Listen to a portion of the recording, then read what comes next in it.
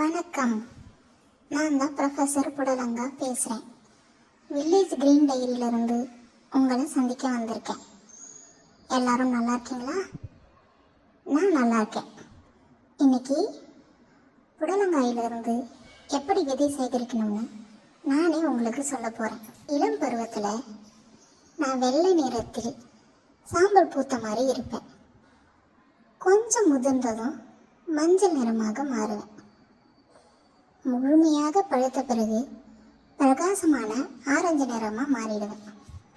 அப்போது என்னோட உடலும் கொஞ்சம் பருமனாக இருக்கும். வெளியே பார்த்தா என் தோல் மிருதுவாகவும் பிரைட் ஆரஞ்சு நிறத்திலும் இருப்பேன். ஆனால் உள்ளே பார்த்தா குழகுழன்னு நிறைய விதைகள் இருக்கும். அப்போதான் நான் விதை சேகரிக்க தயார்னு அர்த்தம். நான் மென்மையாக இருப்பதால் கத்தி எதுவும் பயன்படுத்த வேண்டாம். உங்கள் கைகளாலேயே என் தோள்களை மெதுவாக பிரித்து உள்ளே இருக்கும் விதைகளை எளிதாக எடுத்துக்கலாம். எடுத்த விதைகளை தண்ணீர் நன்றாக அலசுங்க. அதுக்கப்புறம் 2 to 3 நாட்கள் வெயிலில் நன்றாக உலர்த்துங்க. நன்றாக காய்ந்த பிறகு கொஞ்சம் சாம்பலை அதனோடு சேர்த்துக்குங்க. அப்படி செய்தால் எறும்பும் பூச்சும் விதைகளை தாக்காது.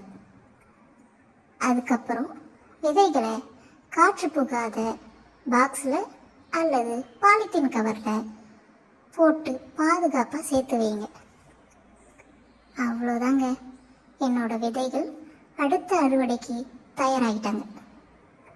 அப்புறம் ஒரு முக்கியமான விஷயம், வில்லேஜ் கிரீன் டைரியை மறக்காமல் சப்ஸ்கிரைப் பண்ணிடுங்க.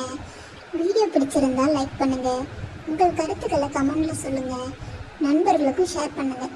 என்ன மாதிரி வீண்காய் சுரக்காய், அண்ணன் பீர்க்கங்காய், பச்சை பாகற்காய், சிவப்பு வெண்டைக்காய், இன்னும் நிறைய பேர் வரிசையில் காத்துட்ருக்காங்க. அவங்க எல்லோரோட விதை சேகரிப்பு முறைகளையும் தெரிஞ்சுக்கணும்னா வில்லேஜ் கிரீன் டைரியை இப்போவே சப்ஸ்கிரைப் பண்ணிடுங்க. அடுத்த வீடியோவில் சந்திப்போம். தேங்க்யூ.